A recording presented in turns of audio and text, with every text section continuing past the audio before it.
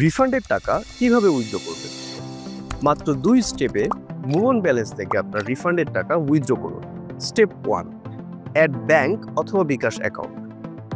Move on অ্যাপে log in করে my account সেকশনে যান।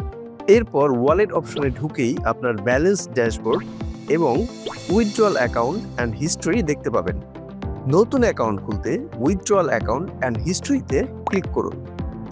ডান পাশের আপার কর্নারে অ্যাড নিউ অ্যাকাউন্ট অপশনে ক্লিক করুন। আপনার ব্যাংক অথবা বিকাশ যে কোনো অ্যাকাউন্ট অ্যাড করুন।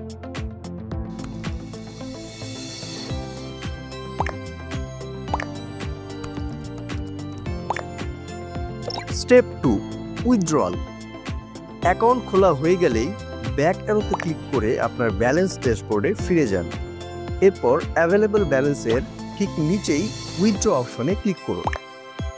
এরপর যেই অ্যাকাউন্টে যত টাকা উইথড্র নিতে চান সেই তথ্যগুলো পূরণ করেই উইথড্র বাটনে ক্লিক করুন।